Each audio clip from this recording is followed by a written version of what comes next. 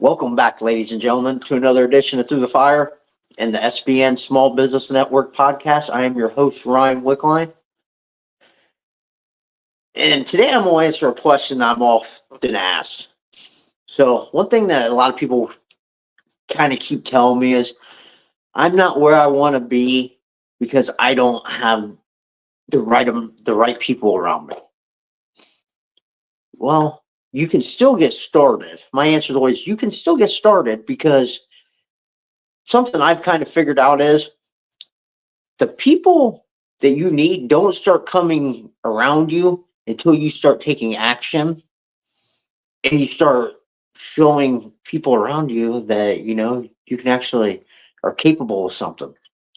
I know in my own personal life that like when I go choose athletes to go work with more hands-on than others, that I need to make sure that they're committed to something because not it's just a waste of time.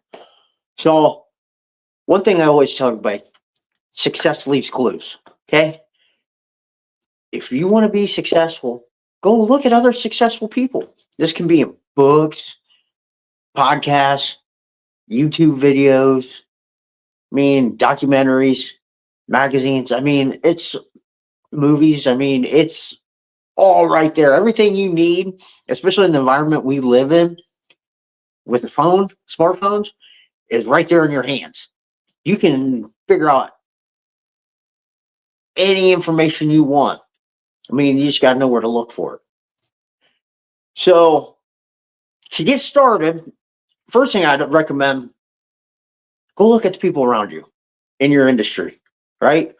There's people around you who are successful at something, right? So taking my own personal life here, when I wanted to go start coaching more and run a club, guess what I did?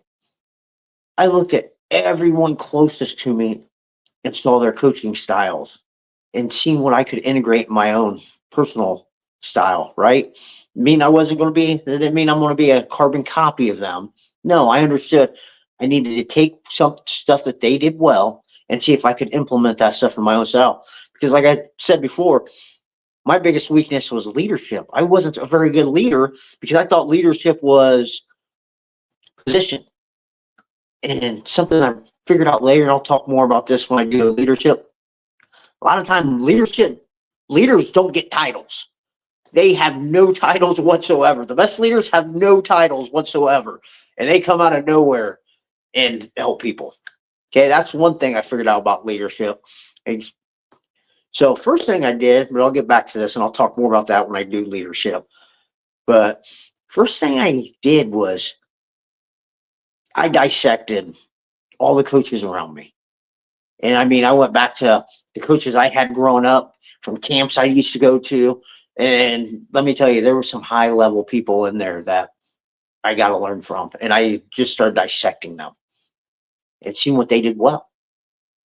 Also looked at my oldest brother, probably one of the best coaches you'll ever see. The way he could get kids to build relationships with him, and they'd run through a wall for him. I wanted that, I wanted that same thing.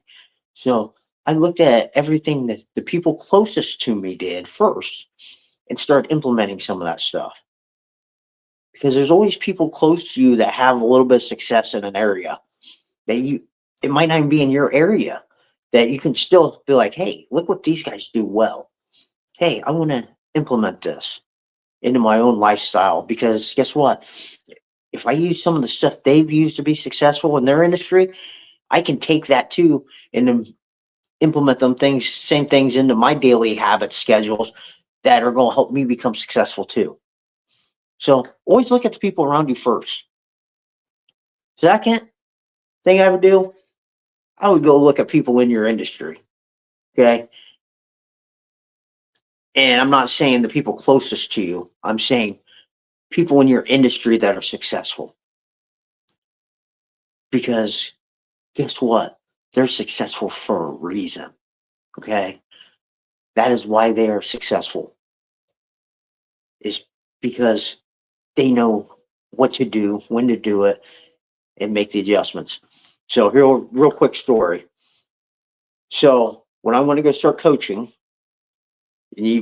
I went and started watching all these documentaries, reading books about all these coaches. And I didn't just stop at people that did wrestling. I went and started looking at college basketball coaches, college football coaches, NFL coaches. I mean, I deep dove into some of the most successful coaches and wanted to see what their players said about them, how they did everything. I wanted to see how they conducted themselves, how they built relationships with their athletes. And man, I was not disappointed. Like, one of the best people that I got a lot of knowledge from was a college basketball coach, John Calipari.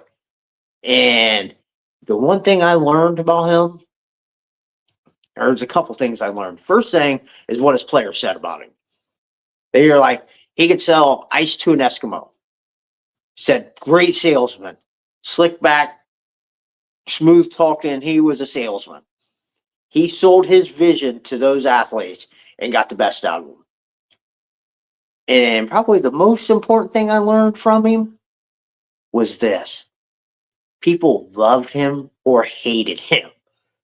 And I could kind of relate to that because I kind of get that stigma myself, as people either love me or hate me, but I can't take offense to that because I know what I'm doing is bigger than all that. So, and I learned too, the second thing with him, with everybody hating him for a reason, he created that environment and that friction.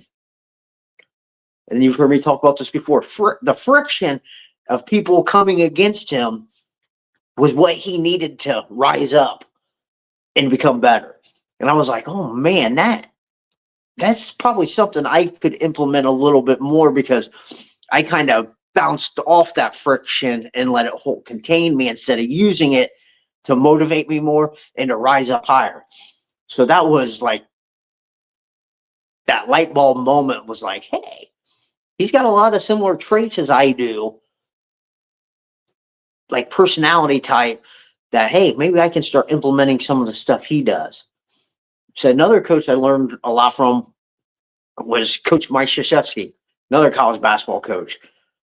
Like, dry sense of humor, that cannot be me. I mean, storyteller, I can do that. Tell stories to relate more to the kids and everything. I could do all that. Relate to people, tell them stories to get the best out of them. But the one thing I seen with him was his players said one thing about him: they'd go to war for him. And I'm like, that is what you want to develop, that relationship with your athletes or anybody that you're working with, is, hey, you want that person beside you to say, hey, I'll go to war with you. Good times, bad times, I will be there and I'll go to war with you. Let's go. I mean, because in athletics, you got to think it is a competition. So it is kind of like a war, but the war is not against your competition, it's against yourself. You're going to battle against yourself every day to be the best version of yourself. So, right there, two ways, right off the bat. Look at the people closest to you, doesn't have to be in your field. Then go look at outside people that are in your field to be successful. The third is to go study people in that area that you're struggling with. So mine was leadership. So I didn't stop there at coaches or anything. I went and looked at leaders in the business world. So studied Jack Welch, the CEO of General Electric, some other high profile CEOs that had autobiographies out. And then went and started studying John Maxwell. And let me tell you, you want to know anything about leadership? Go read some John Maxwell books.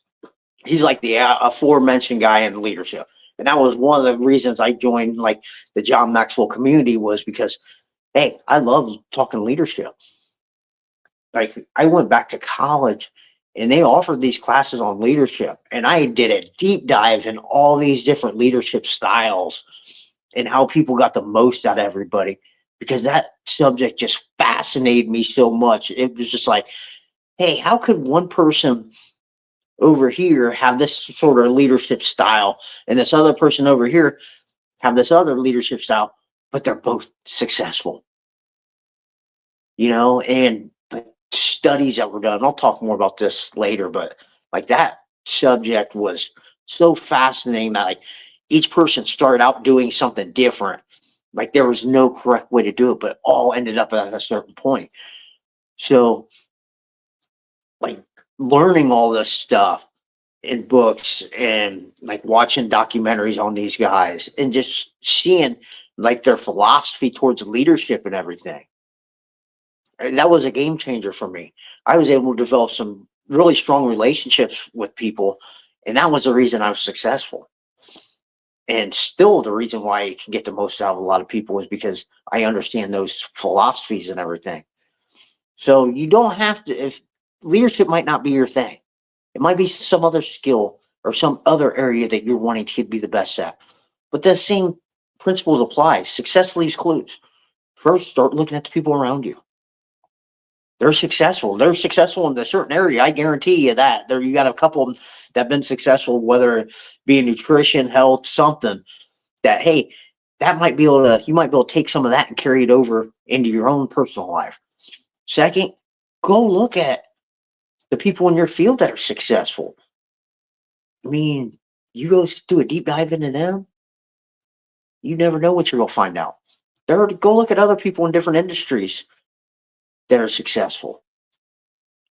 They're successful for a reason. I mean, in this modern day and age, there is no reason why you are going to sit there and blame somebody else for you not being successful.